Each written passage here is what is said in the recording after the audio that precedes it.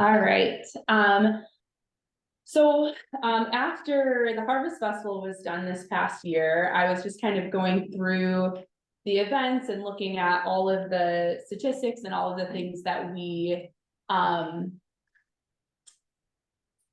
kind of overviewed the year that we had. And I thought I'd put it together in a presentation and want to just kind of share with everybody, whether you're newer here or have been here for a while. I think it's been a while since we've put all of this information in one space. So just to give a little bit of a history, I think Shavik and I are coming up on our third year here. Is that right? And so when we came, it was right before the annual ice cream social, which they hadn't had, which hadn't been going on because of COVID.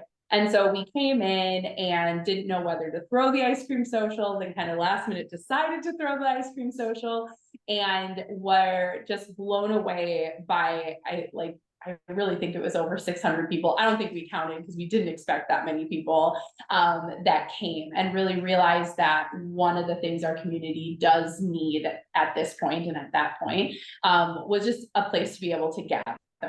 And so from that, I worked with neighborhood relations to come up with some events that were spread throughout the neighborhood that we would have on an annual basis to be able to bring people together from all of these different neighborhoods. So we ended up kind of trying to spread them out all within each of the sub-districts. So we have the 4 sub-districts. And so kind of from left to right, we have the Harvest Festival that's at Tilden Park. We have the ice cream social that's at the streetcar station here. Down at the bottom there is the pickup and party event, which is at Orchard Rec Center. And then we have our Northdale event on the right, which is at Northdale, which is called the Blizzard Breakfast. And so they're seasonal as well as geographic. Yes. And so we start the year with the Blizzard Breakfast at Northdale. Then we kind of go in order here from the other way. So we start the year with the Blizzard Breakfast in February. Pickup and party at the bottom is in May. Actually, I think this is the next slide. I just realized pickup and party is in May. Thanks for that, Leland. Is in May. June is our Como Homo hangout, which is at the pavilion. I forgot to put that on this one. And then we have the ice cream social, that's in July, and then the Harvest Festival, then that's in October. So we started this in 2022, and we're kind of blown away by the fact that people just kept showing up to these events and really connecting not only with each other, but with community organizations, with District 10, people that didn't quite know we were there.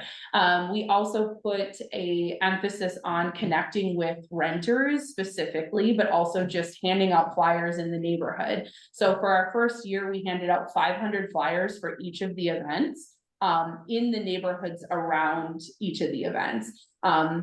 We were able to get a map of rental properties in each of these areas. So we did focus on the areas that had more renters, trying to get in touch with apartment buildings and really get them connected. So our first year was really just about getting the word out there that we were having these events.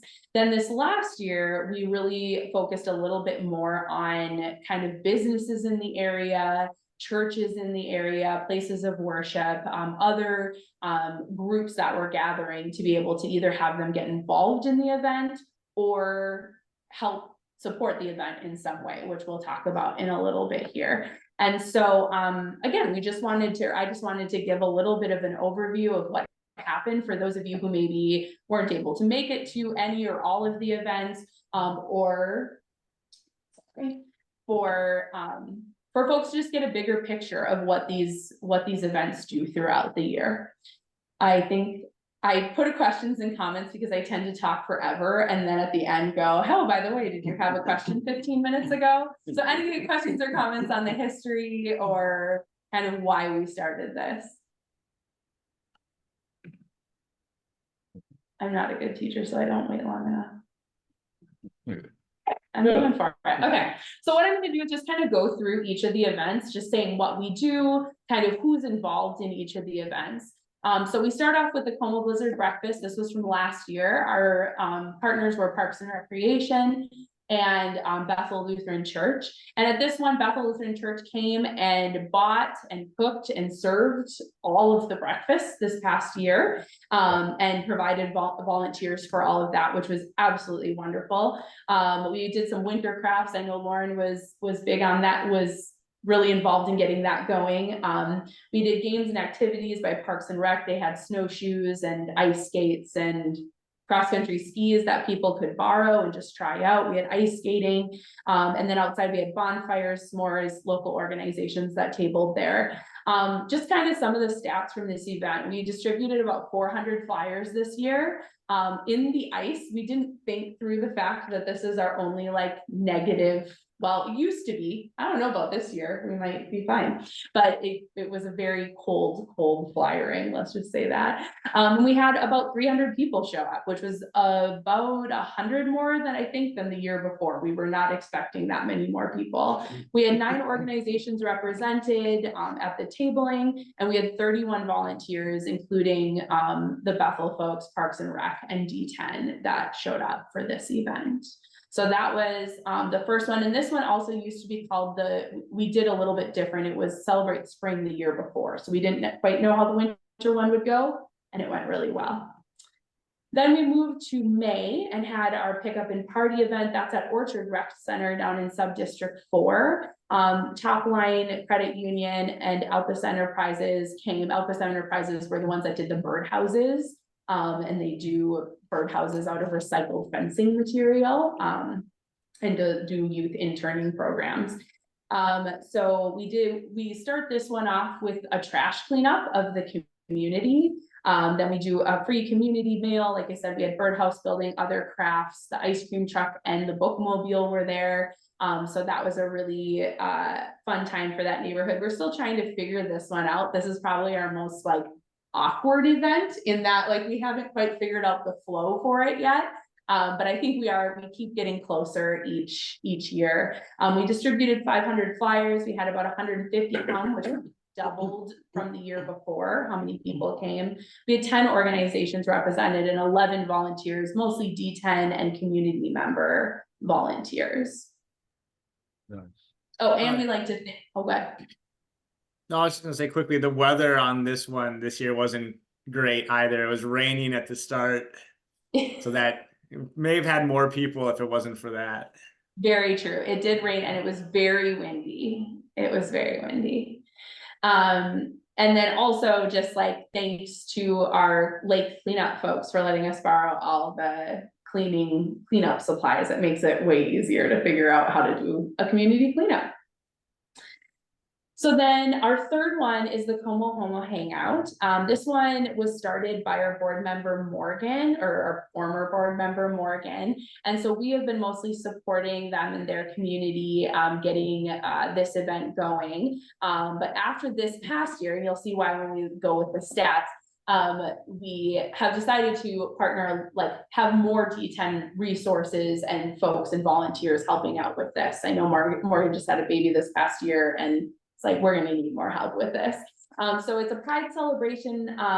There's a pageant and costume contest, get to know you activities, kids activities that are happening there. That's at the pavilion this year. It used to be down by kind of the docks, like more in an unofficial area, and it got moved up to the pavilion this year. They had about 50 folks represented. It is very much like a family pride event, which seems to be kind of a desired thing. We had a lot of people complimented on the fact that it's super family friendly, and it was really fun for the kids to come and do activities. St. Tim's honestly came and saved the day for this event. They brought a kids activity and really brought a bunch of volunteers and were really able to help it. But Lauren,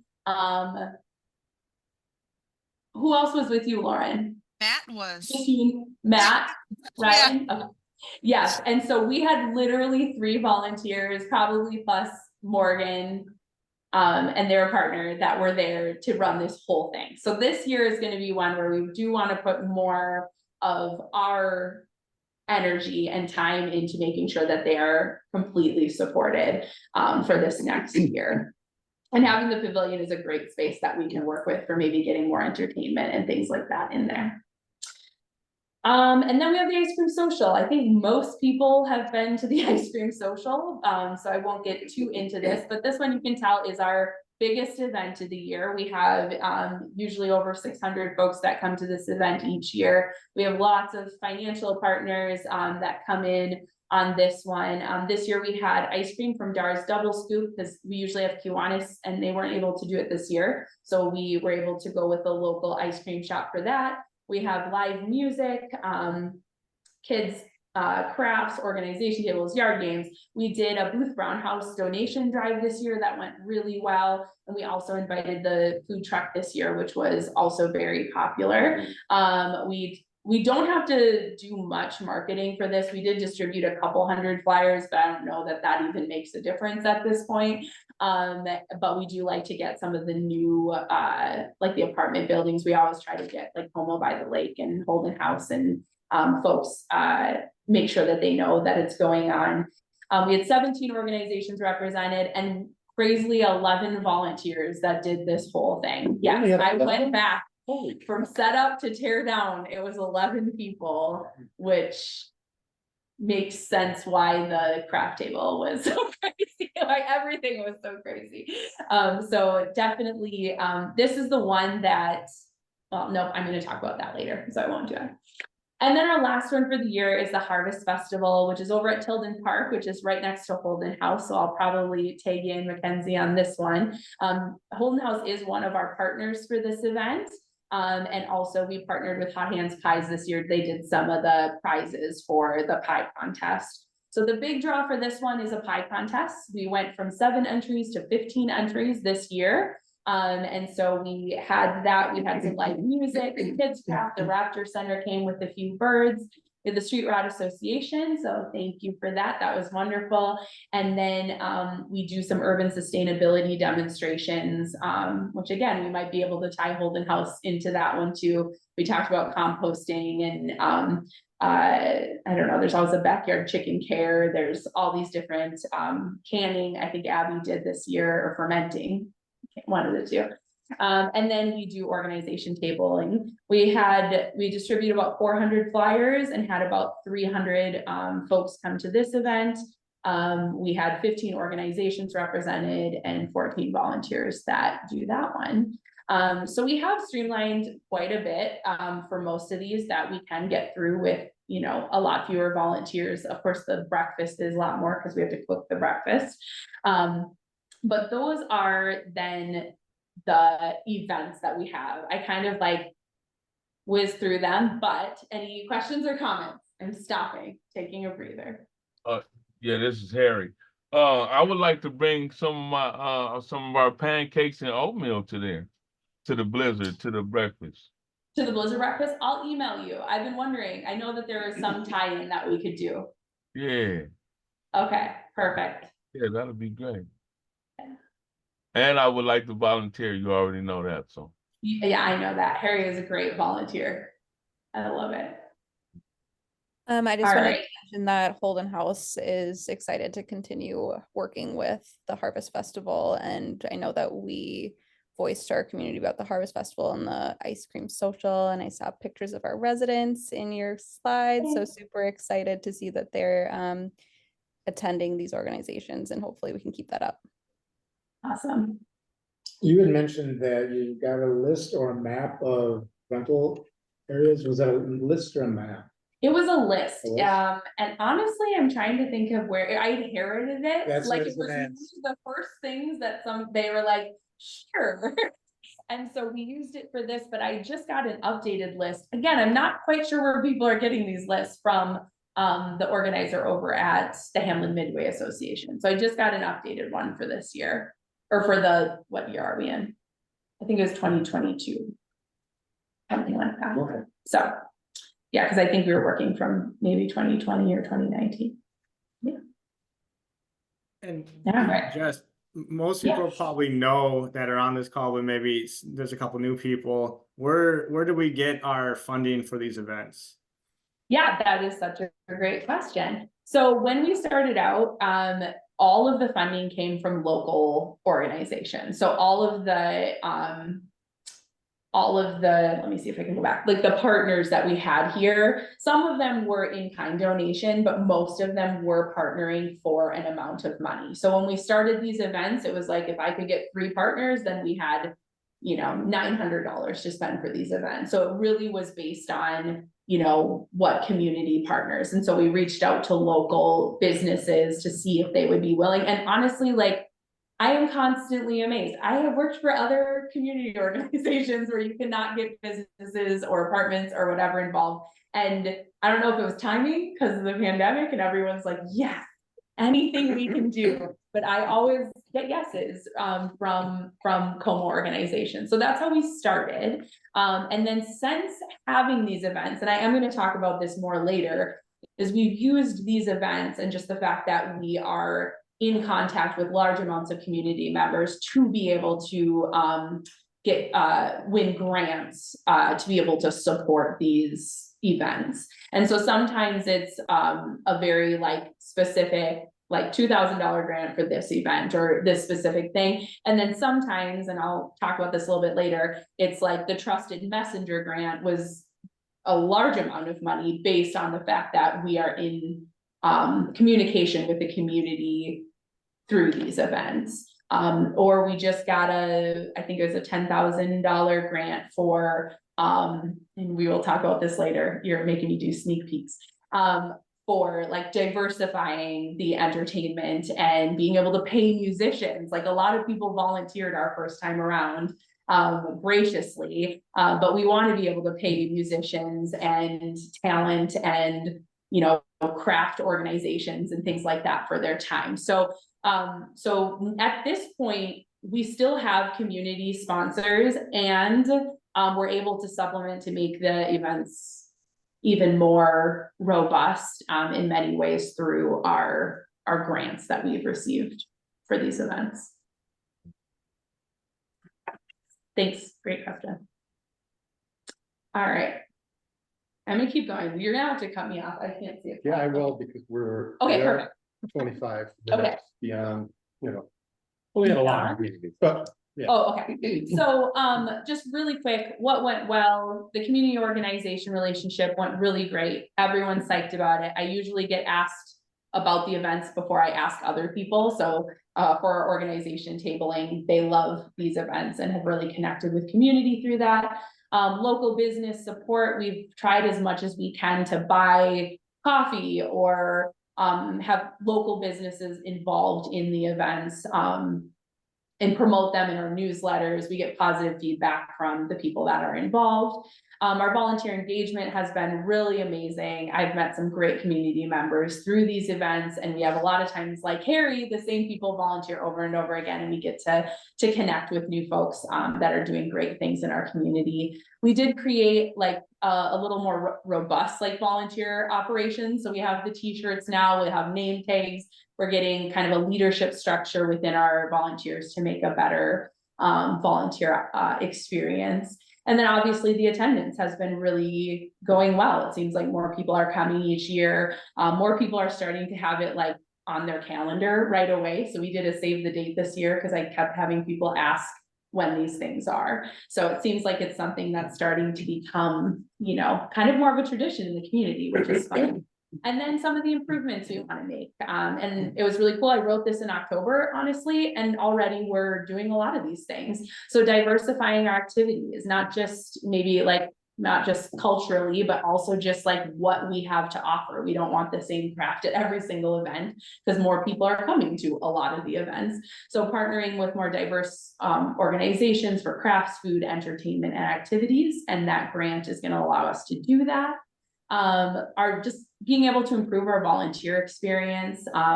You know, it's kind of been a bit of a shuffle in the last few years, it feels like, and I think we're starting to settle into a little bit more of a structure with our volunteering so that folks that come in for the first time are having a good experience volunteering and hopefully getting more involved in D10. And then community engagement. I know Shabik's been working pretty hard to make sure that like the city and other people who are trying to get feedback on their projects have an opportunity to come to these events, that we can say, hey, we already have 300 people that are gonna be at this thing. Why don't you come to that instead of planning a separate meeting for community feedback? We're gonna be using these, you know, for the neighborhood plan and all of those to be gathering feedback. So those are kind of some of the things we'd like to see improved for this year. But like I said, they're going great. They're really fun. If you haven't been able to come to one, come to one. Even if you're not going to volunteer, I won't even like glare at you, I promise, hopefully. And so just to kind of wrap it up then, here are the 2024 save the dates. The next one is February 3rd, which I'm sure we will be talking about more tonight, so I won't waste too much time on that. But here are the dates for this next year. And I think it's going to be a great year. So if you have any questions, I don't know, it looks like we're out of time, but feel free to email me or talk to me afterwards or whatever you need. If you have any thoughts, we're always looking for more talent or more things that we can put at these events. So if you happen to have any resources from that, I am always open. Alrighty, Those event dates are all on our website too, if Yes. anybody is. didn't get them right now, yes, I had them written down, I guess. all right.